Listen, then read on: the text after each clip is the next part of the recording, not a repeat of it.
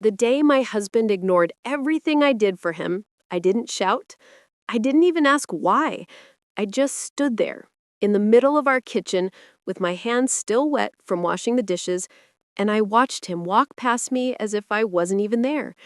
He didn't look at me. He didn't ask if I'd eaten. He didn't notice that I'd stayed up all night sewing the loose button on his favorite shirt. It was such a small thing, yet it was the day something inside me broke.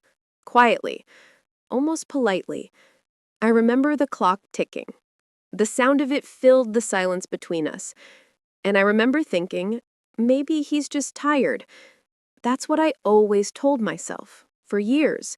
He'd come home late, not talk much, go straight to bed, and I would still lay beside him, whispering small things like, "Your towel's fresh," or "Dinner's still warm if you want." But that evening was different. He wasn't tired. He was distant. It was as if all the love I'd poured into our years together, the meals, the care, the listening, the waiting, had become invisible. And I realized something very quietly that day. Sometimes love doesn't die in storms. It dies in silence. When we first met, things were different. So different that it almost feels like another lifetime now. He was gentle, not very talkative, but kind. I remember the first time he held my hand, how awkward he was, how shy his smile looked under the streetlight. I remember thinking, he's not like other men.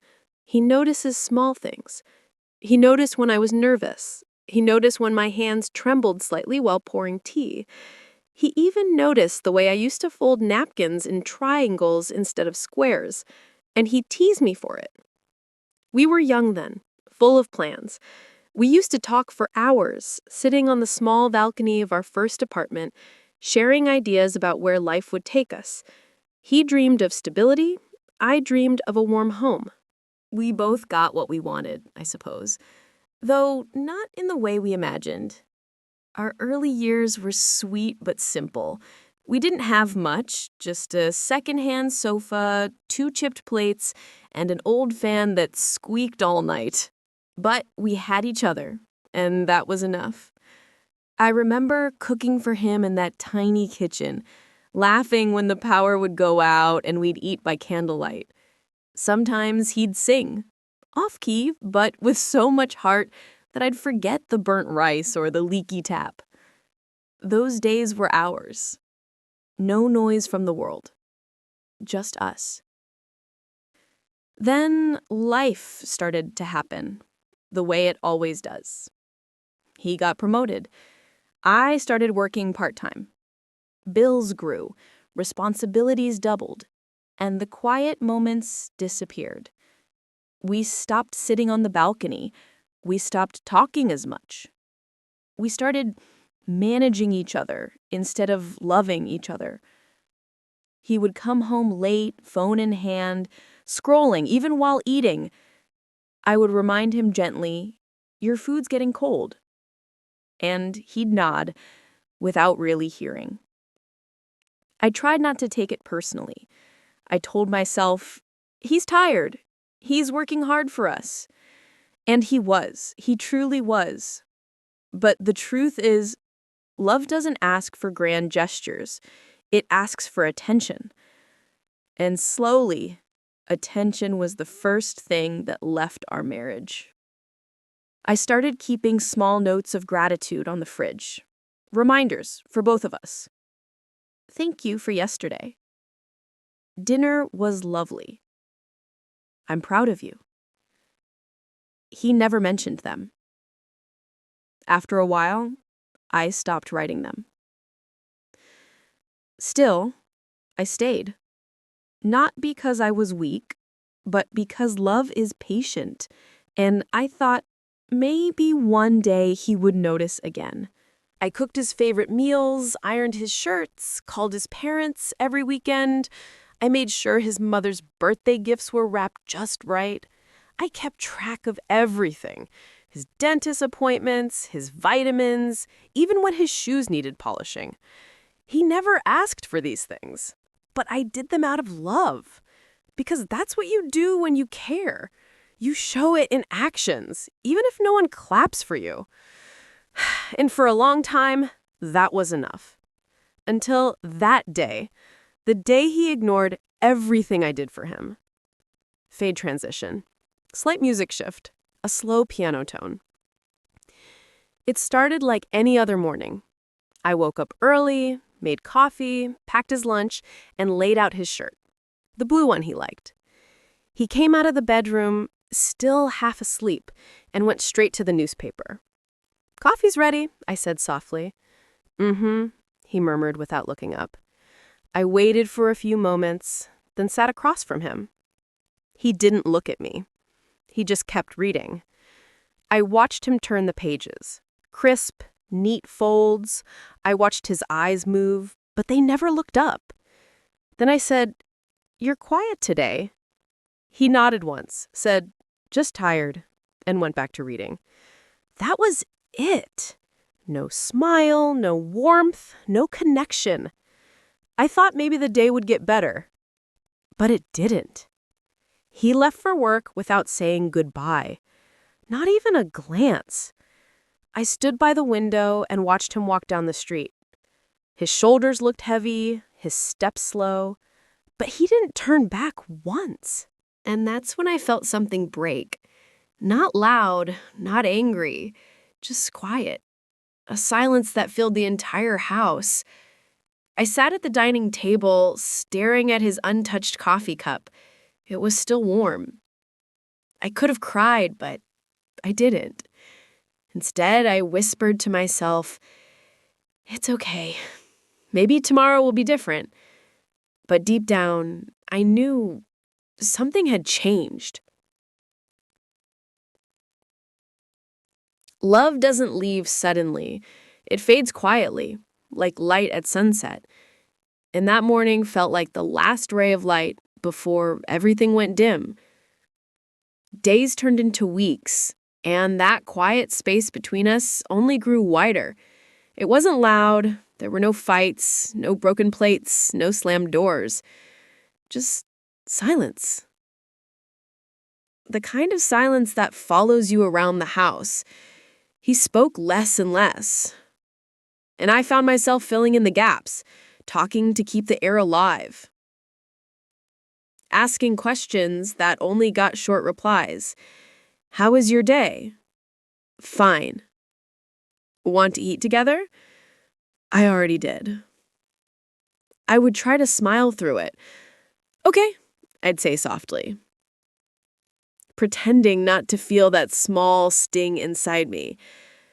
But every night when the house grew still, I'd lie in bed and stare at the ceiling, wondering what I had done wrong. Did I say too much? Did I expect too much? Did I stop being interesting to him? I kept asking myself these questions, but they led nowhere. Sometimes he'd come home late, long after dinner, and I'd be waiting with the lights still on. He'd look surprised to see me awake, like my presence was something unexpected. Then he'd say, "You didn't have to wait." And I'd whisper, "I know, but I wanted to." He'd nod quietly, hang his coat, and disappear into the shower. That was our new rhythm, a quiet dance of avoidance and habit. I started noticing little things too. He stopped noticing when I had changed my hairstyle. He stopped commenting on meals, even his favorites. He stopped asking me how my day was. And the strangest part was, I kept doing everything the same. Every morning, I packed his lunch. Every evening, I ironed his shirts. I made sure the home looked peaceful, even if my heart wasn't. One night while folding laundry, I found an old photo in his drawer. The two of us from years ago. He was smiling with his arm around me, eyes full of life. I stared at that photo for a long time, then placed it back where it was. Somewhere between the photo and the present, something had faded, but I couldn't figure out what or when. One Sunday morning, we sat at the breakfast table. I made his favorite, omelet with a little too much pepper, just how he liked it before. He didn't even notice. He just looked at his phone, scrolling with that distant frown he always had now. "Do you remember this?" I asked, sliding an old album toward him. "Our first trip together?" He looked down briefly, smiled faintly, and said, "Yeah, feels like a long time ago." That was all. No laughter, no warmth, just a line, dropped like a pebble in an empty well. And I realized it wasn't just silence that hurt, it was being unseen. You can share the same room with someone every day and still feel invisible. I tried new things to bring us close again. One evening, I cooked something new and invited him to eat together. He said, "I'm not that hungry." I tried suggesting a walk after dinner. He said, "Maybe tomorrow." I tried to talk about my work, my friends, the things I read. He nodded, politely, without really hearing.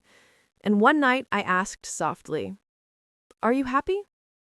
He looked at me, surprised, like it was a question he hadn't expected. Then he said, "Of course I am. Why wouldn't I be?" I smiled faintly and said, "Just wondering." But inside, I felt that heavy ache, the one that comes from knowing someone isn't being fully honest, not even with themselves. We started living like polite strangers. He had his world, work, phone, occasional friends. I had mine, the house, the chores, the quiet waiting. Sometimes we'd sit together in front of the television, both pretending to watch, neither of us saying a word. And that silence, it became louder than any argument could have been. I missed him. Not the person sitting beside me, but the one who used to laugh freely, the one who once told me he couldn't fall asleep without hearing my voice. Now, even when we lay inches apart, I could feel the distance stretching endlessly. I began noticing small irritations between us, too. He'd forget things I told him. He'd get annoyed if I asked him twice. And sometimes when I spoke, he would sigh, that deep, tired sigh that said more than words ever could. I started walking on eggshells, afraid to say the wrong thing, afraid to sound needy. Once I asked, "Did you see the text I sent you?" He said, "Yeah, I just forgot to reply." It was a small thing, but small things pile up, don't they? Like tiny drops filling a glass until it overflows. He was sitting on the couch, watching something on his laptop. I brought him tea, the way I always did. He didn't even look up, just said, "Leave it there." I stood there for a moment, holding the cup, unsure where "there" even was. Then I placed it gently on the table and sat down beside him. "What are you watching?" I asked. He said, "Just a show." "Is it good?" "Mm-hmm." That was it. No glance, no warmth, not even acknowledgement that I was trying to talk. And so I got up quietly and went to the kitchen. There, with my back to him, I whispered softly to myself, "I miss us." My voice barely reached my own ears. That night, I couldn't sleep. I stared at the ceiling again, listening to his breathing beside me. Even in sleep, he seemed far away. I turned slightly and looked at him. I wanted to touch his arm to remind him that I was still here, that I was the same woman who stood beside him through every storm, every bill, every forgotten meal. But I didn't, because sometimes love turns into waiting for the other person to notice what you can't say anymore. The next morning, he forgot to say goodbye. He just left in a hurry, the door closing softly behind him. I stood by the kitchen sink, hearing the echo of that sound, that small, final click of the door. It sounded like absence. And I thought, is this how love ends? Not with betrayal, not with anger, but with forgetting. The next week, we barely spoke. When he was home, he was on his phone. When he wasn't, the house felt too quiet, too big. I started leaving small things undone, just to see if he'd notice. A missing button on his cuff, an unmade bed, an empty kettle. He didn't. That's when I realized I'd become invisible in my own home. One evening, my friend called. She asked how things were between us. I smiled and said, "We're fine, just busy." It wasn't true, but saying it out loud would have made it real, and I wasn't ready for that yet. It's strange how people can live under one roof and still drift apart. You keep doing all the little things, making meals, folding clothes, opening the window for sunlight, hoping that somehow, through these small acts, love will find its way back.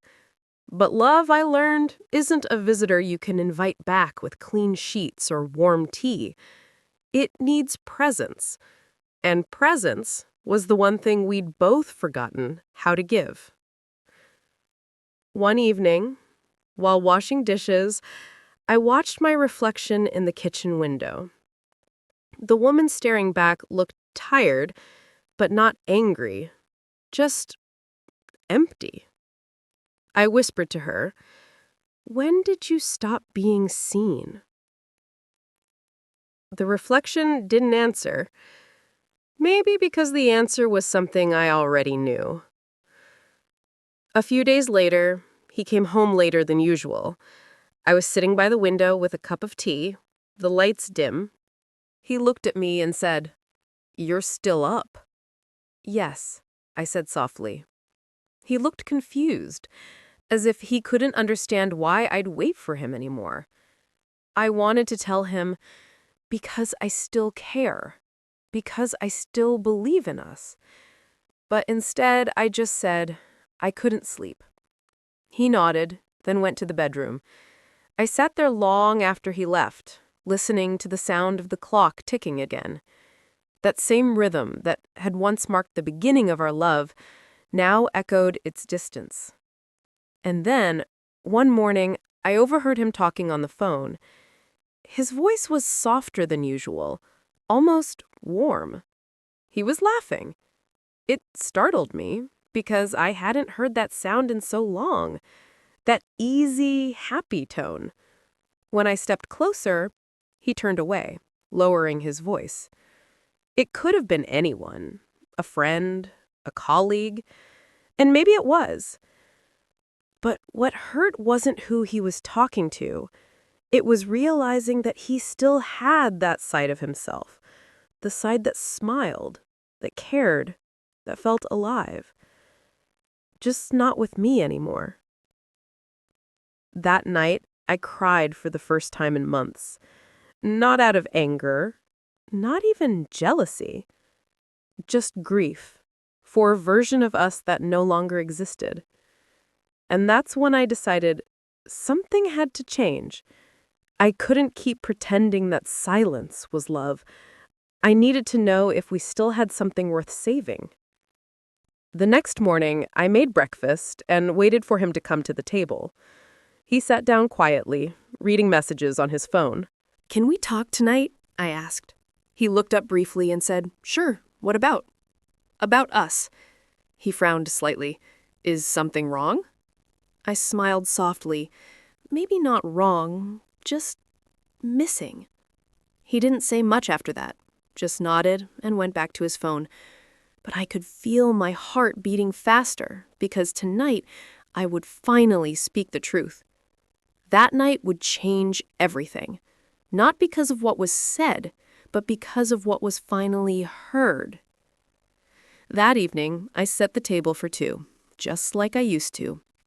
2 plates, 2 glasses of water, and a small candle between them, not for romance, but for courage, because I knew what I needed to say, and I knew it might hurt. When he came home, I could tell he was surprised. He looked around, the candlelight, the warm food, the quiet, and said softly, What's all this? Dinner, I said, trying to smile, for both of us. He hesitated for a moment before sitting down. There was an awkward stillness between us, the kind that feels both familiar and unbearable. We ate quietly at first. The clinking of cutlery was the only sound. Then, when I couldn't take the silence anymore, I spoke. Do you ever feel like we've stopped being us? He paused, fork in hand, and looked at me. Really looked, for the first time in what felt like months. What do you mean? I took a deep breath. I mean, it feels like we live together, but not with each other anymore. He frowned slightly, looked down at his plate, and said, You're overthinking. Maybe I was, but that didn't make the emptiness less real. I don't think I am, I whispered. I miss how we used to be. The little things, the talks, the smiles. Lately, I feel like I'm invisible. He didn't reply right away. He just sat there, quiet, his expression unreadable. Finally, he said, It's not that simple. Life changes. People get tired. It doesn't mean I don't care. His tone wasn't cold, just distant. And somehow, that hurt more. I know life changes, I said softly, but caring shouldn't disappear with time, should it? He sighed and leaned back. You always think I don't notice what you do. I do. I just don't say it. Then why not say it? The words came out before I could stop them. Why not let me know I still matter? There it was, the truth I'd been holding back for so long. He looked at me again, and for the first time, I saw something flicker in his eyes. Not anger, not guilt, just exhaustion. He said, I don't know. Maybe I thought you already knew. I sat there, watching him, realizing how easy it was for people to grow apart simply because they stop saying the things that once kept them close. I used to know, but lately it feels like I've been trying to reach you through a wall. He rubbed his forehead, his voice lower now. Work's been hard. I've been tired. I didn't mean to make you feel alone. I nodded slowly, tears threatening but not falling. I understand, I really do. But being tired shouldn't mean being distant. You don't have to do anything grand, just talk to me. Look at me. He stayed quiet for a long time. Then he said something I'll never forget. I didn't realize how much I'd stopped seeing you. Those words, simple, honest, heavy, broke me open in the gentlest way. I smiled through my tears. That's all I wanted you to notice. We didn't fix everything that night, but something small shifted between us, the first movement after a long stillness. He reached across the table and took my hand. It wasn't like before. There was no rush of old romance, no dramatic music, just quiet recognition. His thumb brushed my fingers and he said, I'm sorry. I nodded, whispering back, Me too. It was such a simple exchange, but it felt like air after holding my breath for too long. The next day, things felt a little different. He said good morning first. He asked if I'd slept well. Small things, but they mattered. I remember standing by the window that morning, holding my cup of tea, and realizing how fragile relationships really are. They don't break from one big moment. They fade from 100 small silences. And all it takes to save them sometimes is a single conversation. One honest, uncomfortable moment where you finally tell the truth. But it wasn't the end of our troubles. Real healing is never sudden. It's slow, with steps forward and steps back. A few days later, I found myself watching him again. The way he moved around the house, the way he smiled at the television but rarely at me. And I wondered, did he mean what he said that night? Or was it just guilt? I didn't want to doubt him, but trust, once cracked, takes time to rebuild. One evening, I decided to step outside alone. It had just rained. The street smelled fresh. I walked without direction, just thinking. I thought about the years behind us, the laughter, the early struggles, the shared dreams. And I thought about the quiet years, the invisible ache that had settled between us. Somewhere along the way, I had lost myself, trying to hold us together. Every effort, every gesture, every meal, it was all love, but it had turned into proof. Proof that I was still trying, still hoping, still enough. That night, as I stood under the pale streetlight, I made a quiet promise to myself. I would keep loving him, but I would start loving myself too. When I got home, he was waiting at the door. "Where did you go?" he asked softly. "Just for a walk," I said. He nodded, stepping aside to let me in. Then, after a pause, he said, "I made you tea." It was a small sentence, almost awkward on his tongue, but it made me smile, because it meant he was trying too. I took the cup, our fingers brushing lightly. It felt different this time, not like habit, but intention.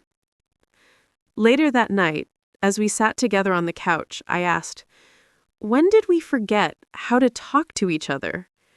He sighed. "I think when life got too loud." "Then maybe we should make it quiet again," I said softly. He smiled faintly. "How?" "By listening. Really listening." He nodded, eyes thoughtful. And in that quiet, I felt something stir. A small beginning, fragile, but real. In the weeks that followed, we started to rebuild, bit by bit. He began helping with small things again, clearing the table, watering the plants, asking about my day. And I started talking more. Not about chores or plans, but about feelings. Sometimes we failed. Some evenings slipped back into silence. But now there was awareness. And awareness is the first seed of change. One night, while sitting outside under the stars, he said quietly, "I think I took you for granted." I turned to him. "Why?" "Because you were always there, and I thought you always would be." His voice cracked slightly, not from guilt, but from realization. I didn't know what to say, so I just took his hand, the same way he'd taken mine weeks ago, and held it gently. He looked at me and said, "I didn't mean to ignore you. I just forgot how to see." And that sentence, that one simple truth, felt like sunlight breaking through clouds. Because sometimes people don't mean to hurt us. They just lose sight of how much we matter until something reminds them. We sat there for a long time, not saying much, just breathing the same air again. No more pretending, no more walls. He whispered, "Thank you for staying." And I whispered back, "Thank you for coming back." It wasn't dramatic. It wasn't cinematic. It was human. And that's what made it beautiful. Later, when we went inside, I looked at the house differently. The same walls, same furniture, same dishes, but everything felt lighter. It's strange how healing doesn't always show itself in grand ways. Sometimes it's just the sound of two people finally breathing together again after holding in their breath for too long. The next morning, he called my name from the kitchen. When I came in, he was holding my favorite mug, the one I thought he never noticed. I fixed the handle, he said, smiling. You said it was cracked. I took it from him, touched the smooth glue line, and felt my throat tighten. Thank you, I whispered. He smiled again. It's the least I could do. It wasn't about the mug. It was about him seeing something that mattered to me. Finally. That moment, that quiet, ordinary moment, became the turning point I had prayed for. Not a grand apology, not a perfect fix, just awareness. Because that's where healing begins, when one person finally says, I see you now. After that night, things didn't suddenly become perfect. Healing never arrives all at once. It comes quietly, like dawn light slipping through curtains. But I noticed small changes. He began greeting me in the mornings again. Sometimes he'd ask if I wanted tea. Other times, he'd just sit beside me in silence. Not out of distance, but comfort. And that silence felt different now. It wasn't heavy. It was peaceful.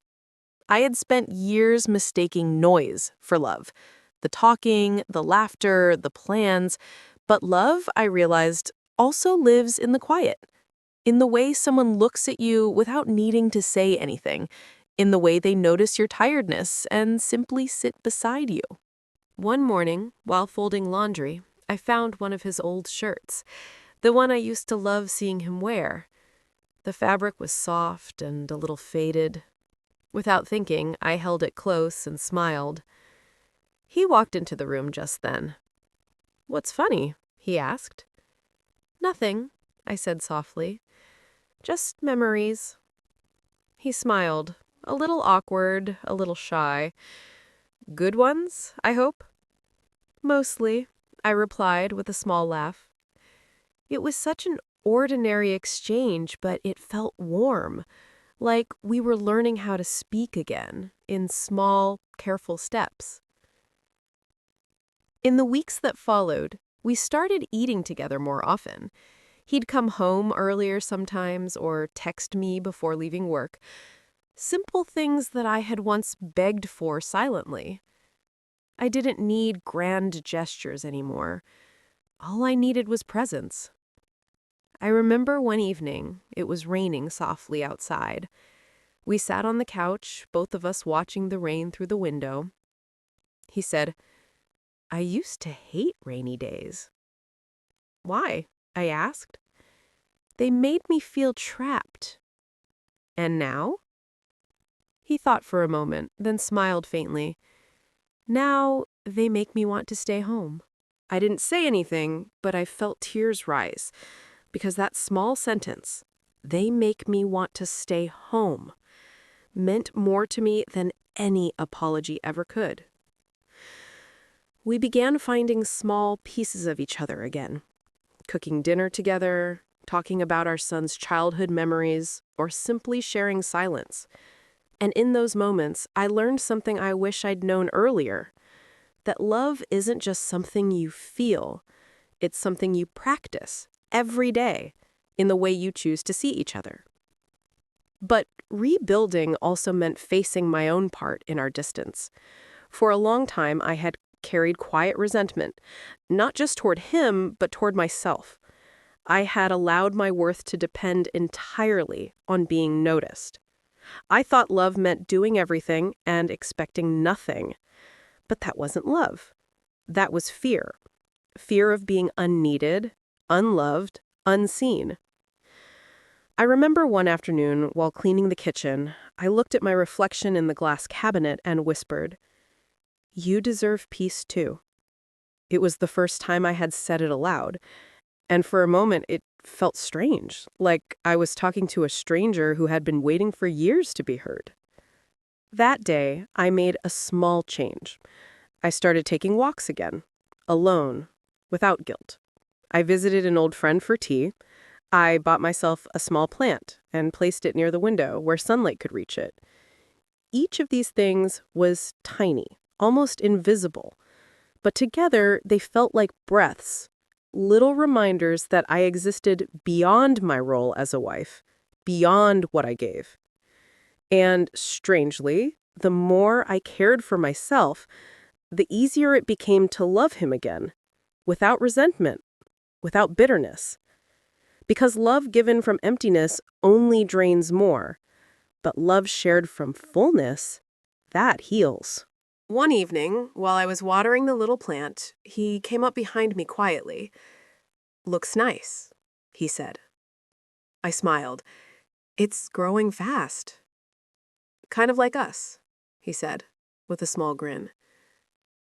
I turned to look at him, surprised, touched, and maybe a little amused. "You think we're growing?"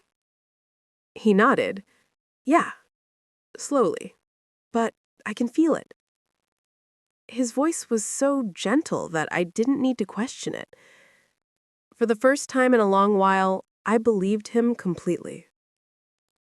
A few days later, we went out together. Nothing fancy, just a walk through the park near our house. We hadn't done that in years. I remember the air was cool, filled with the smell of jasmine. Children were playing nearby, and somewhere in the distance, someone was singing softly. We walked slowly, side by side. At one point, he stopped and said, "Do you remember when we used to come here every Sunday?" "Of course I do. You used to complain about the benches being too hard." He laughed quietly. "I still do." And then after a pause, he added, "I'm sorry for forgetting what mattered." I looked at him, the man I had once felt invisible to, and saw something new in his eyes. Humility, understanding, presence. I reached for his hand and said softly, "We both forgot, but we're remembering now." It's strange how forgiveness doesn't come in a moment of drama. It comes quietly, often when you least expect it, in the warmth of shared laughter, in the softness of an evening walk. Forgiving him didn't mean forgetting the pain. It meant choosing peace over the weight of remembering it every day. And forgiving myself meant finally letting go of the guilt for staying, for hurting, for hoping. One night, I sat alone with an old photo album. Our wedding picture, the first home, the tiny birthdays, the messy dinners, all frozen moments of a younger us. I realized how much we had changed, and yet how much of us still remained. Love doesn't disappear when people drift. It just hides behind fatigue, behind hurt, behind the busyness of life, waiting for a quiet moment to be seen again. And maybe that's all any relationship needs. Not a restart, but a remembering. Months passed, and our rhythm became gentler. He still wasn't perfect, and neither was I, but there was honesty now. If something hurt, I said it. If he forgot something, he apologized. We had finally learned that silence doesn't solve anything. It only hides wounds. Words, even imperfect ones, are what heal. One afternoon, as we sat on the balcony sipping tea, he looked at me and said, "You know, I used to think you were just fine on your own, that you didn't need reassurance." I smiled softly. Everyone needs to feel seen. He nodded. "I see that now." I touched his arm gently, and I see that you were just tired, not unloving. That was the difference now. Understanding instead of accusation. We had learned that it's not love that fades, it's attention. And attention can always be rebuilt if both hearts are willing. That night, before going to bed, he turned to me and said, "You know, I never really thanked you for everything you did, for staying when things were hard, for trying when I didn't." I looked at him quietly. "You don't have to thank me. Just don't forget again." He smiled, reached out, and held my hand under the blanket. "I won't," he whispered. And for the first time in years, I believed him completely. Sometimes when I think about those years of distance, I don't feel anger anymore. I feel grateful because they taught me what real love looks like. Not the kind that's full of promises and grand words, but the kind that survives silence, finds its way back, and grows quietly in forgiveness. We're still learning, both of us, still making mistakes, still forgetting small things. But now, we talk, we listen, we try. And that's love in its truest form. It's been many months since that long night when everything almost broke. Life looks simple again now. No big declarations, no perfect picture, just two people learning how to love honestly after nearly forgetting how. He still forgets things sometimes, and I still get hurt when he does. But now, instead of staying silent, I speak softly, and he listens. That's all I ever wanted, really. Not perfection, but presence. Not constant praise, but gentle noticing. Sometimes, when I sit by the window in the evenings, I think about the woman I used to be, the one who kept giving and giving, waiting for someone to notice. I want to tell her she was brave, that love given in silence is still love, even if it isn't seen right away. But I also want to tell her that she deserved more. Not gifts or apologies, but peace. The kind of peace that comes when you stop begging to be seen and start seeing yourself. One evening, we were having tea together, watching the sky turn gold and blue. He looked at me and said, "You've changed." I smiled softly. "How?" "You seem lighter," he said. "Happier." "I guess I stopped holding everything inside," I replied. He nodded slowly. "I'm glad you didn't give up on me." I looked at him. The man I had cried for, fought for, almost lost. "I almost did," I said quietly. But something told me to stay a little longer. He reached over, his hand covering mine. "Thank you for staying," he said. And in that moment, I realized it wasn't staying that mattered most. It was how we stayed. We stayed with honesty this time. We stayed with humility. We stayed with the will to understand, not to win. Sometimes love looks like laughter and long talks, but sometimes love is the quiet decision to keep showing up, even when it's hard, to forgive, to rebuild, to believe again. There are still days when I feel tired, days when words fail or old wounds ache. But then I look around, the little plant by the window still growing, the sound of his voice in the kitchen, the smell of tea, and I feel grateful. Because this is life. Messy, imperfect, but filled with small, steady miracles. If someone were to ask me now what love really means, I'd tell them it's not about never being ignored or never being hurt. It's about what you do after that. It's about staying kind when you could turn cold. It's about remembering the heart behind the silence. I used to think love ended when someone stopped noticing you, but now I know sometimes love is quiet. Sometimes it waits. Sometimes it breaks only to be rebuilt stronger, softer, truer. When I look at him now, I don't see the man who ignored me. I see the man who found his way back.